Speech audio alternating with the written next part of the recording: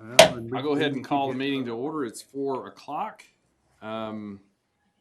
If I could, Greg, this will be pray on demand. I'm sorry about that. I meant to ask you before. Do you mind Not at all. leading us in the invocation? Not at all. Lord, thank you for today, and thank you for the beautiful city that we live in. We just pray that you'd help us to be wise and good stewards of all that comes before us. We pray for wisdom. In Jesus' name, amen. Amen. Thank you.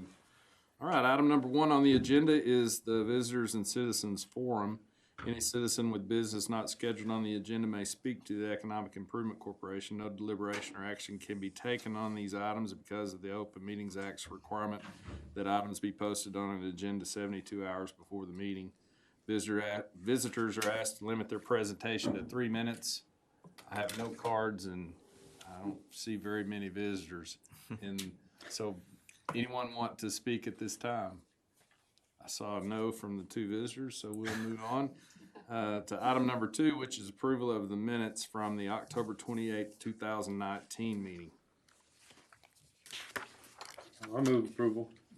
Have a motion for approval. I'll second. In a second. Any discussion or changes to the minutes? I just have a question for EA.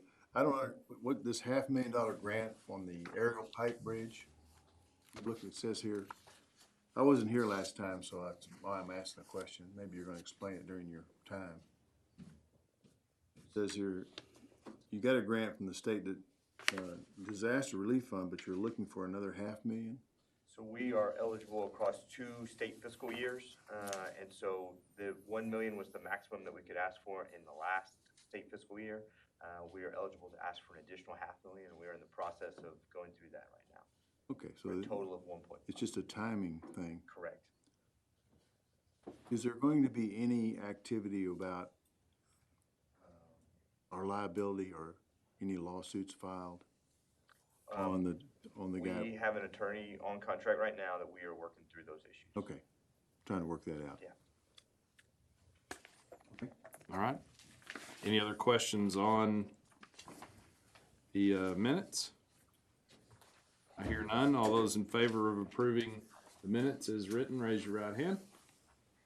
And that it passes unanimously. Moving on to item number 3, which is our monthly reports. Our financial reports are first. Ms. Dozier. Good afternoon. Okay, I'm going to try putting up a few slides today because I've had requests from audience members to see what we're talking about. The numbers are a little bit small on the slides, so y'all might be better off looking at your packets, but for the 3 people that we have here, you can see if you can see these a little bit better. Okay, so this is a financial update for the month ended October 31st. And you'll remember that October is the first month of our fiscal year. So in this case, our current period and our year-to-date are going to be the exact same number.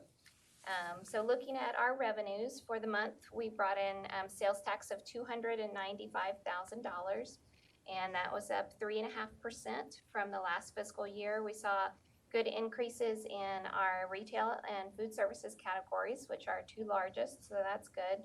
We did see a decrease in manufacturing in the sales tax that we received in October. It could just be a timing difference, a 1-month anomaly, so it's nothing that we're too concerned about at this point, but something that we definitely will be Decrease monitoring. from the previous month or a decrease from last year? A decrease from the previous year. Previous year? Yes, previous year. What was our monthly change from September to October? Let's see.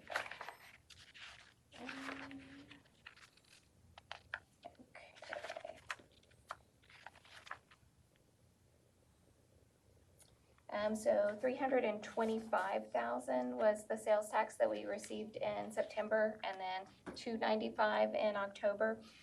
Sales tax is very cyclical, and sales tax is on a 2-month delay. So, this August, really August correct. is money. Yes. Okay. Yeah. So like February is our largest sales tax month that represents December sales, for example.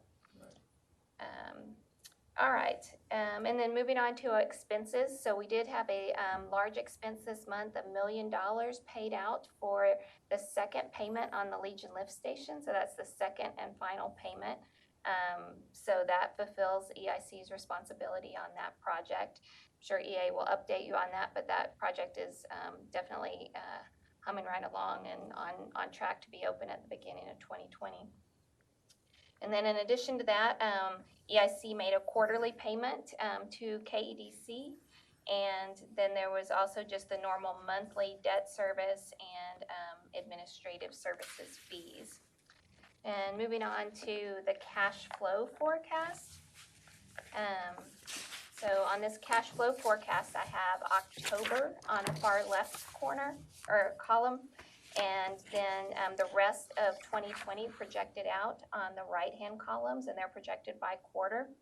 So you can see that our ending cash balance in October was just over $3,051,694.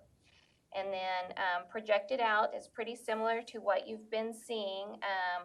We are looking at a low in the second quarter of 2020, and that low is 1.2 million. One thing that's different than the one that you looked at last month is that I've added in 250,000 for the airport projects. And right now I'm projecting that that would be paid out by the end of December. And so that's just the first 250,000, and then the additional 125,000 that the airport asked for would be at a later date once they have a confirmed tenant. So as of right now, I don't have that portion of it on the cash flow forecast. It could be delayed then. Yeah, it could be delayed. I mean, it's possible that I guess they could have a tenant before the end of the year, but it sounds like that one is definitely more contingent and not immediately on EIC's radar to pay. So anyway, a healthy cash balance though, dipping down to 1.2 million in the spring before the end of March, and then going back up over 2 million by the end of the fiscal year. And then Let me ask one quick question. Yes, sir. Go back to that one if you don't mind. Sure. The Olympic Drive and the Yes. Schreiner, are those part of the agreements that we have with them? Or just the schedule as we look towards those? Both. The funding agreements, is that the dates that we had in the funding agreements? So the Schreiner, that is the date that we have in the funding agreement, and then Olympic Drive is more dependent on when those expenditures are actually occurring. So the only thing that we've paid, the EIC has transferred related to Olympic Drive is the money for the engineering contract, because that contract's already been let and we're already paying on that. But the Olympic Drive contract was awarded at council last week, so we anticipate that that will be up and going very quickly.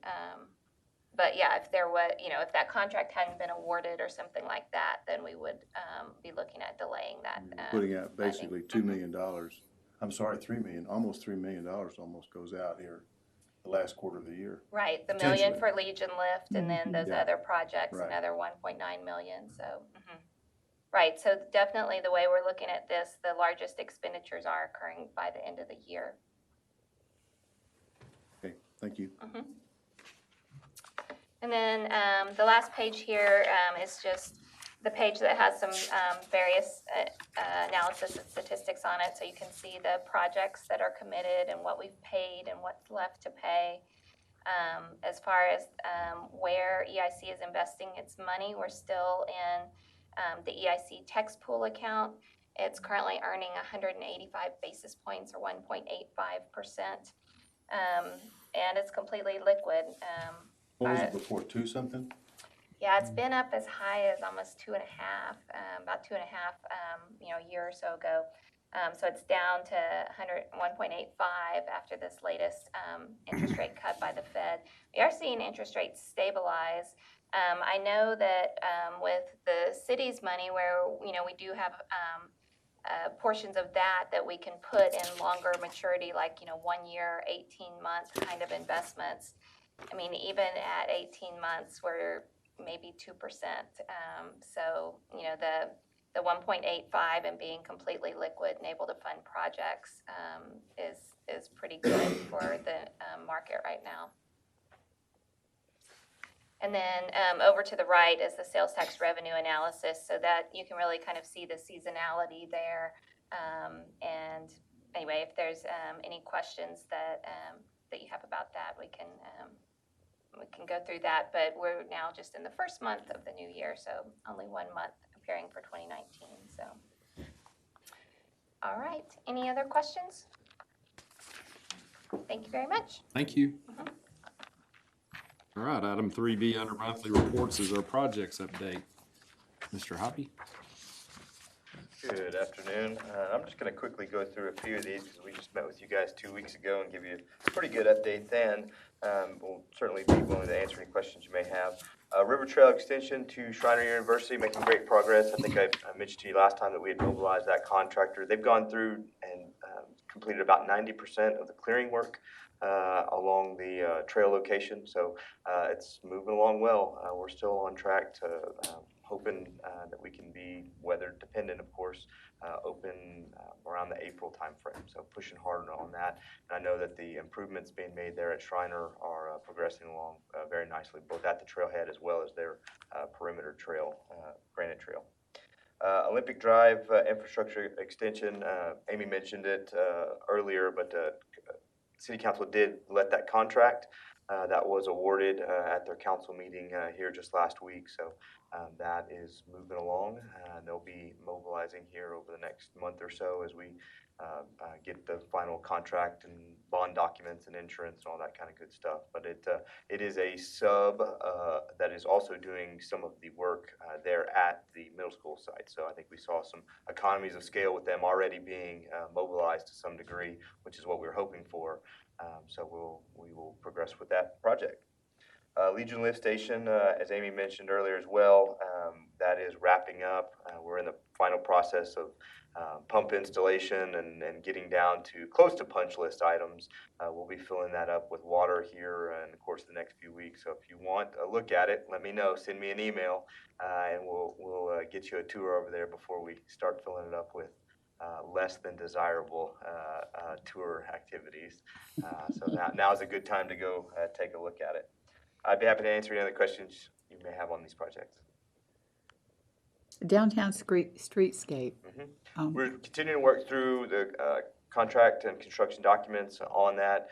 We've got Peter Lewis is working through some renderings that we are on how the pictures will actually look. They've been working through some of the framing issues as far as how they will attach to the building itself.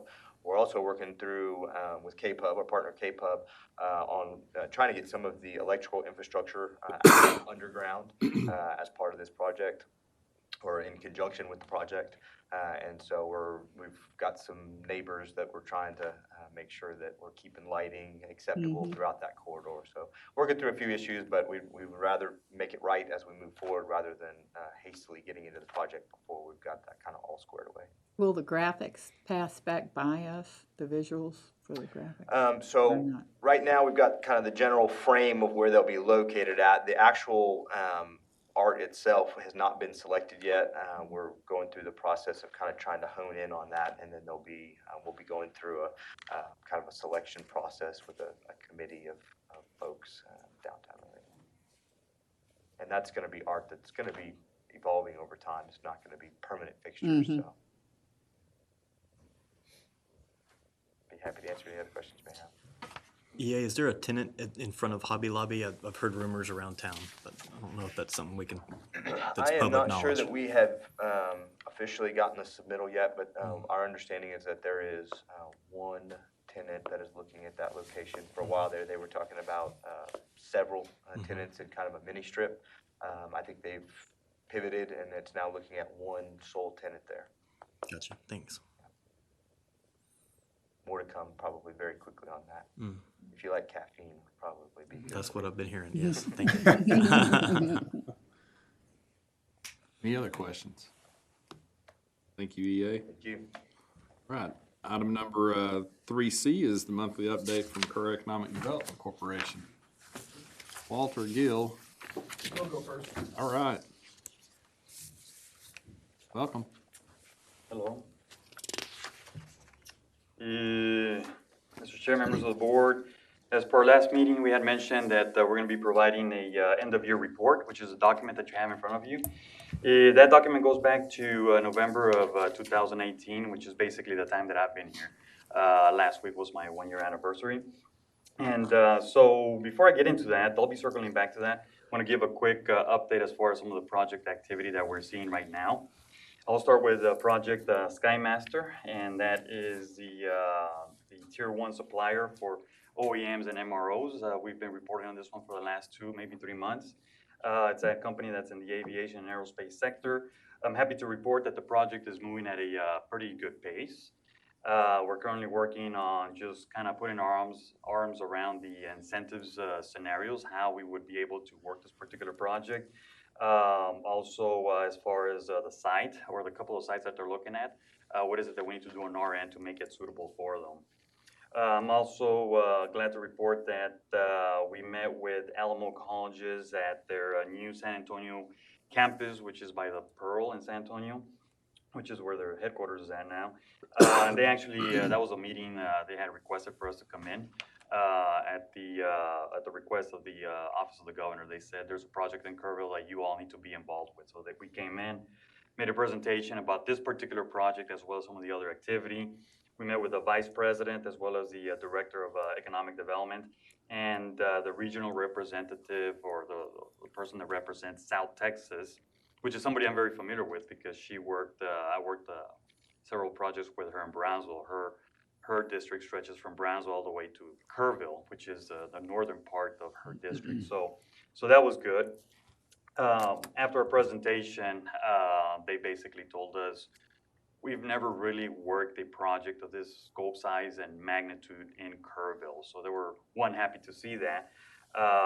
And they said that they're very interested in starting to work with us, and depending on how this project starts progressing or materializing, that they said, look, if they do everything that they say they're going to do within this time period, we could definitely look at starting to contribute or put some money into their facilities here, which is Alamo College's Kerrville, which again is just reflective of having an economic development organization starting to bridge that gap and providing that value add. So we'll keep that in our back pocket now moving forward, knowing that we have an opportunity there as far as Alamo Colleges.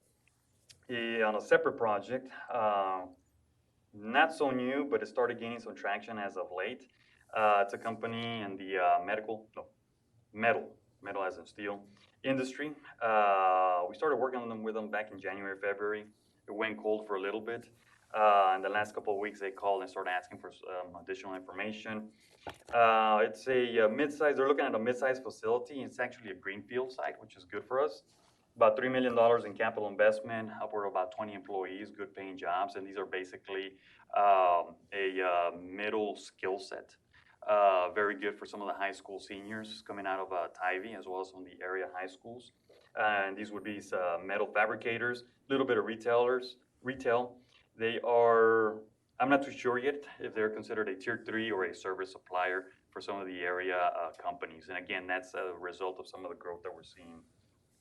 Also, we got a call a couple of weeks ago, no, this was last week, a big box retailer, and it's actually a brand name, and they're just casually starting to put some feelers out there. And again, that's a result of some of the retail and commercial activity that we've been seeing as of late. When I say late, it really is in the last couple of years. So we'll see what comes out of that, but really their question is, we know you've worked with some of the retailers, and really it's more at the city level. And again, they just want to know what's the appetite as far as doing business in Kerrville. So again, just it's no activity that we're seeing an uptick in activity. Of course, the economy is doing very well.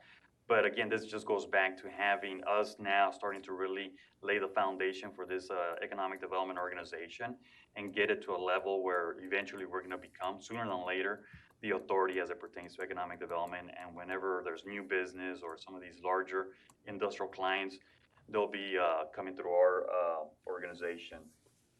As far as the pipeline, we've got 6 active projects, and I've mentioned 3 of those. The other 3 we've mentioned at some of the other meetings. There's another one in the aviation and aerospace sector, one in the construction sector, and then the information and data services company as well. All of them are moving just at different pace, different timelines, but Project Skymaster is the one that's really starting to move. So that'll segue into the end-of-year report that you all have there. Already touched on our pipeline of projects, which was reflected on the report I just gave. As far as state leads, and again, this is Kerr Economic Development Corporation is listed as the point of contact for all projects coming in through the state or Kerr County. This last year, we received 8 leads. Of those, 2 we actually qualified for, so we submitted proposals for those. We didn't make the cut. We didn't have the actual facilities that they were looking for. We're just trying to piece it together. But we just got one last week, it was on Friday, that fits us to a T. But again, you know, this lead is being sent out to just about everybody in Texas except West Texas. So, you know, they're gonna get at least 100-some proposals, but we know that at least we've put ours in. On the BRE side, which is business retention and expansion, we met with our top 10 employers, private employers, which is really the driver of our local economy outside of government and education. Met with all of them, just kind of see, you know, where they're at. And again, the purpose of doing these visits, whether it's on a semi-annual or quarterly basis, just to kind of gauge the pulse of the local economy and where these particular companies are at. Stakeholder meetings, that's something that we've now made it a point moving forward, that we're gonna have quarterly meetings with all of our stakeholders. Last year, we met with them, not on a quarterly basis. The one that we met on a quarterly basis was the Public Utilities Board, but everybody else, and then on a monthly basis with the EIC. Everybody else was either once or twice a year. So now it's gonna be our mission to do that on a quarterly basis. And when I say stakeholders, it's basically those entities that are providing funds to the EDC. And then you have your list there of just meetings that we've had with state and federal officials as it pertains to just economic development, different projects. The goal there is top of mind awareness, getting Kerrville in front of them. Part of what we do is also looking for just pockets of money. Where can we find pockets as far as incentivizing some of these particular projects? And then sources of leads. You know, after you meet with some of these people, eventually somebody's gonna call you. Events and workshops, there was 3, maybe 4 of them that we either hosted or we participated in. And then I have a section there with site selectors and economic development agencies such as consultants. And we've hosted 3 site selectors here in Kerrville in our last year. And then in-person or conference calls, there's a list of other either site selectors or consultants that we met with as it pertains to Kerrville. Developers, and that's interesting. I think I mentioned at the last board meeting how economic development now actually means we're meeting with developers that are looking to build residential, you know, subdivisions. So in a roundabout way, we've also had some activity in that regard and meeting with some of the developers, as you can see, it's noted there. The travel that's listed there is basically the bulk of that has been professional development. And then we did have one that was in particular for a prospect visit. And then the end of the report is both workforce development as well as Alamo Colleges, all about really looking at developing and maintaining a pipeline of both talent and skilled and semi-skilled workforce for this area. On the end of year report, that's all I have. Just in closing, for our next board meeting, we'll be presenting our quarterly metrics. And that's, again, a result of coming back on a quarterly basis and letting you all know where we are every step of the way. And these metrics are the ones that were approved at the August meeting. And those metrics are, you know, number of companies that we visited locally and work with, our messaging as far as marketing, how we're now promoting both within Kerrville and externally, events, workshops, recruitment, and then our stakeholder communication as well. That concludes my report. Any questions on either one of either the monthly or the end of the year? Question? Doesn't sound like it. Okay. Good. Thank you. Thank you, Gil. Thank you. Thank you. I'll turn it over to Walt. He's going to give a quick update on one of our large employers. Yeah, good afternoon, everyone. Good to see you back, Kenneth. I hope you had a good trip. I just wanted to spend a few words on what's going on with Mooney. It's been on the top of a lot of our minds lately as they have announced a furlough of their workforce, and there's some ramifications of that, obviously, with respect to our local economy and our near-term planning. I will say at the onset that the Economic Development Corporation board has had a special meeting on this, and we came up with some kind of talking points and position points on the situation. I'll share these with you. We are, as the EDC, obviously very supportive of the continuing operation of Mooney Aircraft in a form that is sustainable and stable over the long term. So we will be working with those parties interested in supporting that kind of objective over the near term in any way that makes sense. And those situations and discussions are obviously unfolding. Second point, I think this is important and is reflective in what Gil told you. We're working very hard to give more options to our manufacturing workforce to ensure that they have options in these situations and abilities to move as they need to from company to company should these kind of cyclical layoffs and or furloughs occur in the future. So very supportive of Mooney's continuing, absolutely, but also very, very focused in terms of building our manufacturing bandwidth in terms of opportunity for our workforce. To that end, there have been some interested parties circulating around the Mooney situation. We have had the opportunity to have some discussions with one of those parties. It's very, very early days, and obviously there's a lot of fact-finding and due diligence activities going on around that issue.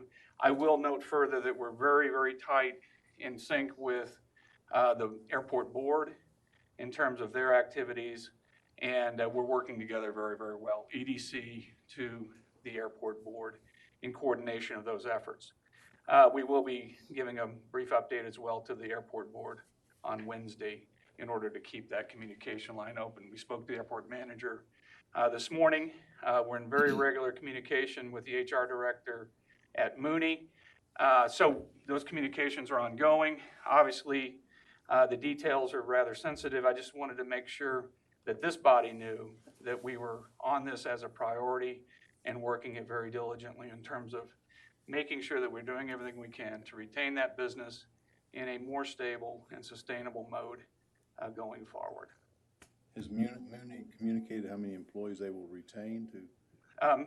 We are not in any communication with their higher level management, and we're not privy to any of those kind of discussions at this time. Do you know how many employees they had that were furloughed in that last round? It's in the neighborhood of 50. 50. And do they still have operations in California as well, or did they furlough those employees? They furloughed those folks as well, to my understanding. Well, do you anticipate that this development with Mooney is going to have any impact on the negotiations with Skymaster project? I think the two are related in that the potential facility cross-utilizations there, though I think highly unlikely. Clearly, there's some workforce overlap, and I think that's more relevant. And certainly, we're looking at both. As far as one driving the other forward or opposite, I don't see a great interrelation beyond those two factors I described. Any further questions? When you said there's opportunity, you referring to people who may be coming in to look at purchasing Mooney? Because that was kind There of are a alluded variety of to. scenarios being discussed. That's a potential one. Like I say, it's very early days. One thing I will say is that it's a very popular, well-known brand within a community of a very small community of interest. Very small market. Yeah, very small market as a result. Many of these members of this community interest are high net worth individuals. And so that's the kind of playing field we're looking at. Complications are that it's a foreign-owned entity at this stage, which brings a lot of complications to any transaction that would happen in the future.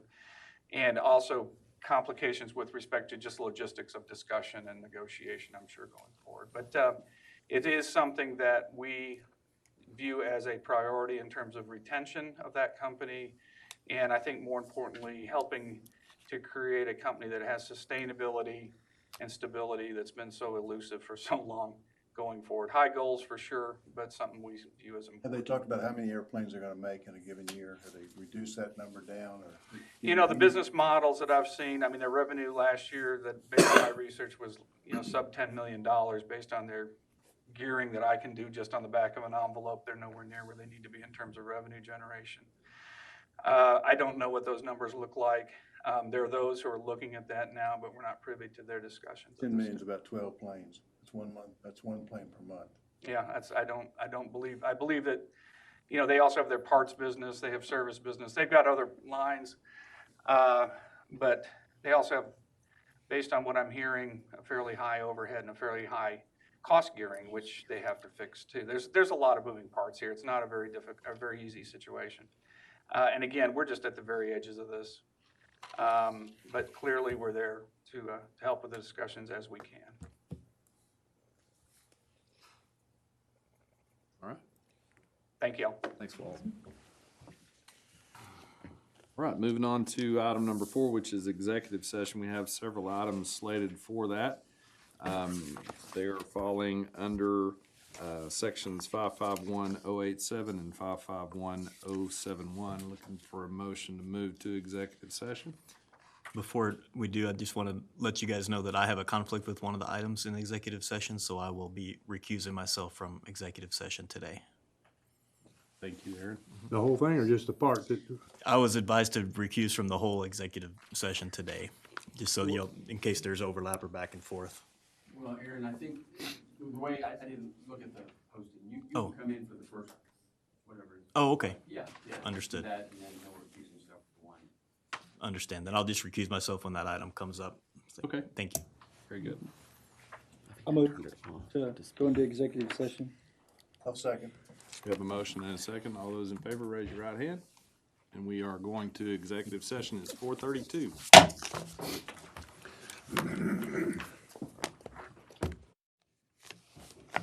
All right, we'll open up the regular session and close the executive session. It's 5:46.